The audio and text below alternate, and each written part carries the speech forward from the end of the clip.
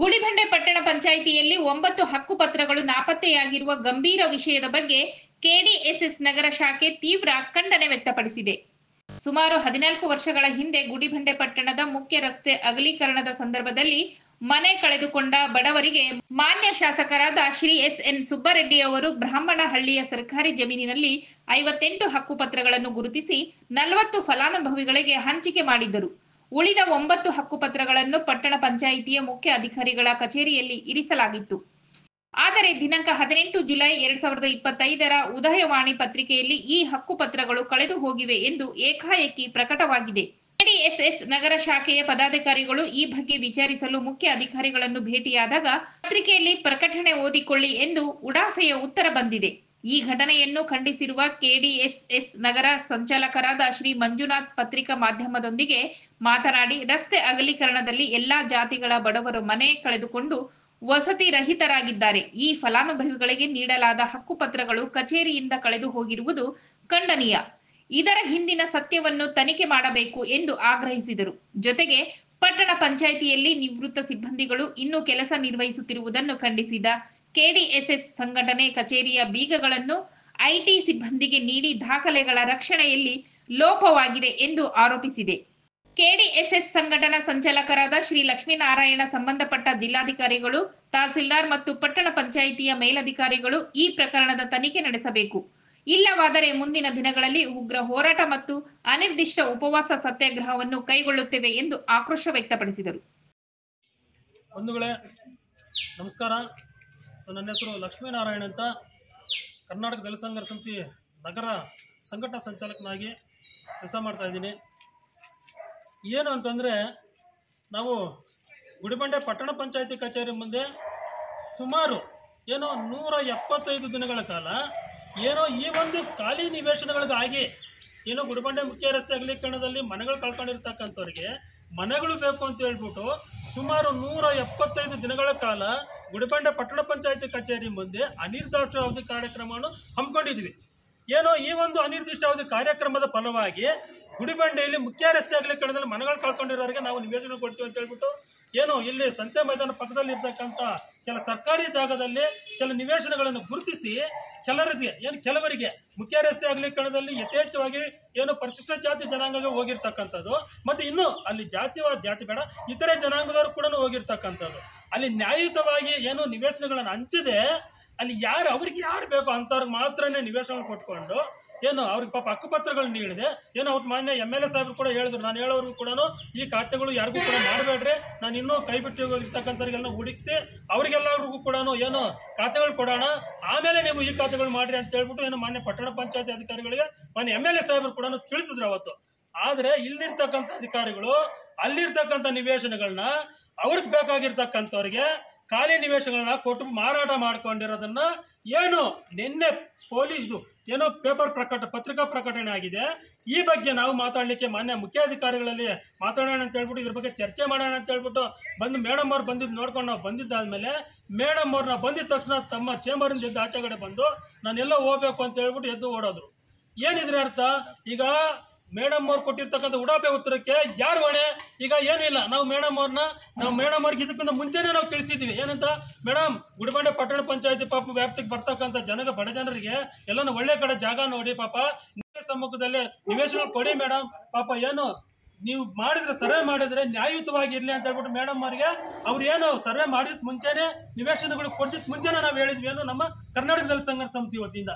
ಅದರ ಫಲಶ್ರುತಿ ನಿವೇಶನಗಳು ಕೊಟ್ಟರು, ಅವ್ರಿಗೆ ಯಾರಿಗೆ ಬೇಕು ಅವ್ರಿಗೆ ಮಾತ್ರನೇ ಕೊಟ್ಟರು, ಅವರು ಯಾರಿಗೆ ಬೇಕು ಅವ್ರಿಗೆ ಮಾರಾಟ ಮಾಡ್ಕೊಂಡ್ರು. ಈಗ ನಾವು ಮೇಡಮ್ ಅವ್ರನ್ನ ಕೇಳೋಣ ಅಂತ ಬಂದ್ವಿ. ಏನಂತ, ಮೇಡಮ್ ಎಷ್ಟು ನಿವೇಶನಗಳಾಗಿದ್ದಾವೆ, ಅಲ್ಲಿ ಎಷ್ಟು ಸಾರ್ವಜನಿಕರು ಕೊಟ್ಟಿದ್ದೀರಾ, ಇನ್ನೆಷ್ಟು ಉಳಿಕೆ ಇದಾವೆ ಅಂತ ಹೇಳ್ಬಿಟ್ಟು ಕೇಳೋಣ ಅಂತ ಬಂದಿದ್ದ ತಕ್ಷಣ ಅವ್ರು ನಮ್ಮನ್ನು ನೋಡಿದ ತಕ್ಷಣ ಇದು ಹೊರಟು ಹೋಗ್ಬಿಟ್ರು. ಈಗ ಅಂತಂದ್ರೆ ಅನ್ಯಾಯ, ಗುಡಿಬಂಡೆಯಲ್ಲಿ ಇರ್ತಕ್ಕಂಥವ್ರು ಎಲ್ಲ ಬಡವರೇನೆ, ಶ್ರೀಮಂತರು ಯಾರು ಇಲ್ಲ. ಮುಖ್ಯ ರಸ್ತೆಯಲ್ಲಿ ಮನೆಗಳು ಕಳ್ಕೊಂಡಿರೋರು ಎಲ್ಲ ಬಡವರೇನೆ, 99% ಕೂಡ ಬಡವರೇನೆ. ಅವ್ರಿಗೂ ಮನೆಗಳು ಕೊಡ್ತೀರಾ, ಇವ್ರಿಗೆ ಬೇಕಾಗಿರ್ತಕ್ಕಂಥವ್ರಿಗೆ ಮನೆಗಳು ಕೊಟ್ಕೊಂಡು ಮಾರಾಟ ಮಾಡ್ಕೊಳ್ತಾ ಇದ್ದಾರೆ. ಸರ್ಕಾರಿ ಜಾಗಗಳಿಗೆ ಅಕ್ರಮ ಈ ಖಾತೆಗಳು ಮಾಡ್ಕೊಂಡು ಮಾರಾಟ ಮಾಡ್ಕೊಳ್ತಾ ಇದ್ದಾರೆ. ಅಹೋಬಲ ಗುಟ್ಟದಲ್ಲಿ ಈ ಖಾತೆಗಳು ಮಾಡ್ಕೊಂಡು ಮಾರಾಟ ಮಾಡ್ತಾ ಇದ್ದಾರೆ. ಇದನ್ನೆಲ್ಲ ನಾವು ಸುಮಾರು 200 ದಿನಗಳ ಕಾಲ 175 ದಿನಗಳ ಕಾಲ ಧರಣಿ ಮಾಡಿದ್ವಿ, ಇದಕ್ಕೆ ನಮಗೆ ಉತ್ತರ ಕೊಡಲಿಲ್ಲ. ಮೊನ್ನೆ PD ಮೇಡಮ್ ಅವರು ಕೂಡ ಇದ್ರ ಬಗ್ಗೆ ನಾವು ಏನು ಇಂಟಿಮೇಷನ್ ಮಾಡಿದ್ವಿ, ಅವರು ಕೂಡ ನಮಗೆ ನ್ಯಾಯವಾದ ಉತ್ತರ ಕೊಡಲಿಲ್ಲ. ಮಾನ್ಯ ಜಿಲ್ಲಾಧಿಕಾರಿಗಳಿಗೂ ಕೂಡ ನಾವು ಮನವಿ ಕೊಟ್ಟಿವಿ, ಸಾಹೇಬರು ಕೂಡ ನಮ್ಮ ಮನವಿಗೆ ಸ್ಪಂದಿಸಲಿಲ್ಲ. ಇದು ಏನು ಗುಡಿಬಂಡೆ ಪಟ್ಟಣ ಪಂಚಾಯತಿ ಸಂವಿಧಾನದ ಅಡಿಯಲ್ಲಿ ಕೆಲಸ ಮಾಡ್ತಾ ಇದೆಯೋ ಇಲ್ಲ ಇವ್ರದ್ದೇ ಆದ ಏನಾದ್ರೂ ಸಂವಿಧಾನ ಇದೆಯೋ ನಮಗೇನೋ ಡೌಟ್ ಹೊಡಿತಾ ಇದೆ.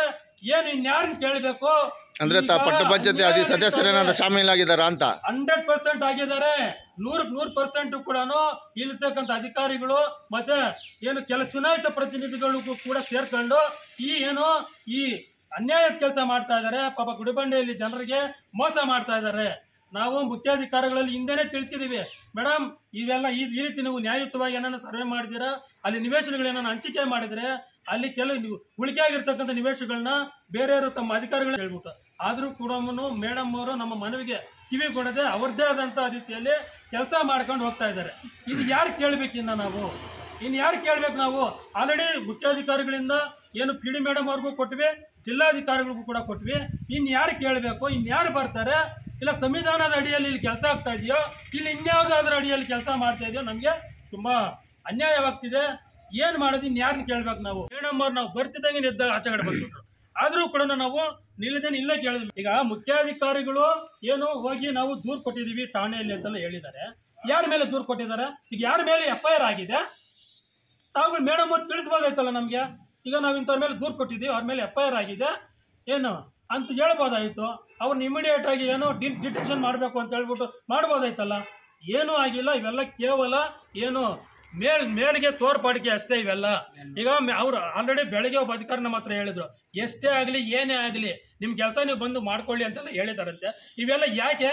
ಈಗ ಹಂಗಾದ್ರೆ ಪೇಪರಲ್ಲಿ ಬರೋದು ಕೂಡ ಅವರಿಗೆ ಏನೇ ಆಗಲಿ ಬಿಡು ಏನೂ ಆಗಲ್ಲ ಅನ್ನೋದಿದ್ರೆ ಇನ್ನೆಷ್ಟು ಬೆಳೆದಿರ್ಬೋದು ಅವರಿಗೆ, ಇನ್ನೆಷ್ಟು ಎತ್ತರಕ್ಕೆ ಬೆಳೆದಿರ್ಬೋದು ಅವರು. ಇನ್ನು ಅವ್ರಿಗೆ ಯಾರು ಭಯ ಇಲ್ಲ ಅಂತನಾ? ಯಾಕೆ ಅಂತಂದರೆ ಮೇಲಾಧಿಕಾರಿಗಳು ಗುಡಿಬಂಡೆಗೆ ಬರಲ್ಲ ಅಂತ ಹೇಳಿ ಅವ್ರಿಗೆ ಗೊತ್ತು.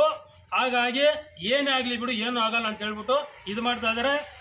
ಇದರ ವಿಚಾರವಾಗಿ ನಾವು ಗುಡಿಬಂಡೆ ಪಟ್ಟಣ ಪಂಚಾಯತಿ ಕಚೇರಿ ಮುಂದೆ ಅನಿರ್ದಿಷ್ಟಾವಧಿ ಧರಣಿ ಮುಂದಿನ ದಿನಗಳಲ್ಲಿ ಕೇವಲ ಒಂದು ವಾರದಲ್ಲಿ ಒಂದು ನಿಗದಿತ ದಿನಾಂಕ ನಮ್ಮ ರಾಜ್ಯ ಸಮಿತಿ ಆದೇಶ ತಗೊಂಡು ಗುಡಿಬಂಡೆ ಪಟ್ಟಣ ಪಂಚಾಯತಿ ಕಚೇರಿ ಮುಂದೆ ಅಹೋರಾತ್ರಿ ಉಪವಾಸ ಸತ್ಯಾಗ್ರಹ. ಹೋದ್ರೆ ನಮ್ಮ ಪ್ರಾಣ ಹೋದ್ರೂ ಚಿಂತೆ ಇಲ್ಲ, ಗುಡಿಬಂಡೆ ಪಟ್ಟಣ ಪಂಚಾಯತಿಯಲ್ಲಿ ಮೇಲಾಧಿಕಾರಿಗಳಿಂದ ಧರಣಿ ಆಗಲೇಬೇಕು. ಇಲ್ಲ ಅಂತಂದ್ರೆ ಅಹೋರಾತ್ರಿ ಮತ್ತು ಏನೋ ಅನಿರ್ದಿಷ್ಟಾವಧಿ ಧರಣಿ ಕಾರ್ಯಕ್ರಮ ಹಮ್ಮಿಕೊಳ್ತೀವಿ ಅಂತ ಹೇಳ್ಬಿಟ್ಟು ಈ ಒಂದು ಏನು ಪತ್ರಿಕೆ ಮೂಲಕ ನಾವು ಎಚ್ಚರಿಕೆ ನೀಡ್ತಾ ಇದ್ದೀವಿ. ಮುಂದಿನ ದಿನಗಳಲ್ಲಿ ಏನಾನ ಅಕಸ್ಮಾತ್ ಆಯಿತು, ಒಂದು ವಾರ ಟೈಮ್ ತಗೊಳ್ತೀವಿ ನಾವು ಕೂಡ. ಮೇಲಾಧಿಕಾರಿಗಳು ಬಂದು ಇಲ್ಲೇನ ಎನ್ಕ್ವೈರಿ ಮಾಡಿಲ್ಲ ಅಂತಂದ್ರೆ, ತನಿಖೆ ಮಾಡಿಲ್ಲ ಅಂತಂದ್ರೆ ಮುಂದಿನ ದಿನಗಳಲ್ಲಿ ಅಹೋರಾತ್ರಿ ಧರಣಿ ಮತ್ತು ಏನೋ ಅನಿರ್ದಿಷ್ಟಾವಧಿ ಧರಣಿ ಹಮ್ಮಿಕೊಳ್ತೀವಿ ಅಂತ ಹೇಳ್ಬಿಟ್ಟು ಈ ಒಂದು ಮೀಡಿಯಾ ಮೂಲಕ ನಾವು ಎಚ್ಚರಿಕೆ ನೀಡ್ತಾ ಇದೀವಿ. ರಿಟೈರ್ಡ್ ಆದವರು ಕೆಲಸ ಮಾಡ್ತಾ ಇದೆ ಅಂತ ಹೇಳ್ಬಿಟ್ಟು ಆರೋಪ ಹೇಳ್ತಾ ಇದ್ರಲ್ವಾ, ಅದಕ್ಕೆ ಏನಾದರೂ ಉತ್ತರ ಕೊಟ್ರ ನಿಮಗೆ ಅಧಿಕಾರಿಗಳು? ನಮಗೆ ಆಲ್ರೆಡಿ ಮಾಡಿದ್ದೀವಿ. ಏನು IT ಸೆಕ್ಷನ್ ಅಲ್ಲಿ ಇದ್ದಾರೆ ಅಕ್ರಮವಾಗಿ, ಮತ್ತೆ ಇತರೆ ಇಲಾಖೆಗಳಲ್ಲಿ ಎಲ್ಲ ಗುಡಿಬಂಡೆ ಪಟ್ಟಣ ಪಂಚಾಯತಿಯಲ್ಲಿ 70% ಇರ್ತಕ್ಕಂಥವರೆಲ್ಲ ರಿಟೈರ್ಡ್ ನಿವೃತ್ತಿ ಆಗಿರ್ತಕ್ಕಂಥವ್ರೆ. 30% ಮಾತ್ರ ಅಧಿಕಾರಿಗಳು ಕೆಲಸ ಮಾಡ್ತಾ ಇರೋದು, ಇನ್ನು 70% ಮಾತ್ರ ಅಧಿಕಾರಿಗಳು ಎಲ್ಲ ರಿಟೈರ್ಡ್ ಆಗಿರೋರೆ. ಆದರೂ ಕೂಡ ರಾಜಾರೋಷವಾಗಿ ಕೆಲಸ ಮಾಡ್ತಾ ಇದ್ದಾರೆ. ಈ ಬಗ್ಗೆ ನಾವು ಮುಖ್ಯಾಧಿಕಾರಿಗಳು ದೂರು ಕೊಟ್ವಿ, ಮತ್ತೆ ಏನು PD ಮೇಡಮ್ ಅವ್ರಿಗೂ ದೂರು ಕೊಟ್ವಿ. ಯಾರಿಗೆ ದೂರು ಕೊಟ್ಟರು ಕೂಡ ಏನೂ ಪ್ರಯೋಜನ ಆಗ್ತಾ ಇಲ್ಲ. ಇನ್ನೇನು ಮಾಡಬೇಕು? ಗುಡಿಬಂಡೆ ಪಟ್ಟಣ ಪಂಚಾಯತಿ ಸಂವಿಧಾನದ ಅಡಿಯಲ್ಲಿ ಕೆಲಸ ಮಾಡ್ತಾ ಇಲ್ಲ ಅಂತ ಹೇಳ್ಬಿಟ್ಟು ನಮ್ಗೆ ಅರಿವಾಗ್ತಾ ಇದೆ. ಮೇಲಾಧಿಕಾರಿಗಳು ಬರಲ್ಲ ಇಲ್ಲಿಗೆ, ಇಲ್ಲೇನು ತನಿಖೆ ಆಗಲ್ಲ. ಆದರೂ ಕೂಡ ನಾವು ಪಟ್ಟು ಬಿಡಲ್ಲ. ಹೋದ್ರೆ ನಮ್ಮ ಪ್ರಾಣ ಹೋದ್ರೂ ಚಿಂತೆ ಇಲ್ಲ. ನಾವೇನಾದರೂ ಸುಳ್ಳು ಆರೋಪಗಳೇನ ಮಾಡ್ತಾ ಇದ್ರೆ ನಮ್ಮ ಮೇಲೆ ಕಾನೂನು ರೀತಿ ಕ್ರಮ ಆಗಲಿ ನಾವು ಸಿದ್ಧವಾಗಿದ್ದೀವಿ. ಮೇಲಾಧಿಕಾರಿಗಳಲ್ಲಿ ಮತ್ತೊಮ್ಮೆ ನಾವು ಇನ್ನೊಂದು ಸರಿ ಅಲ್ಲ, ಇನ್ನು 10 ಸರಿ ಬೇಕಾದ್ರೆ ಮನವಿ ಮಾಡ್ತೀವಿ.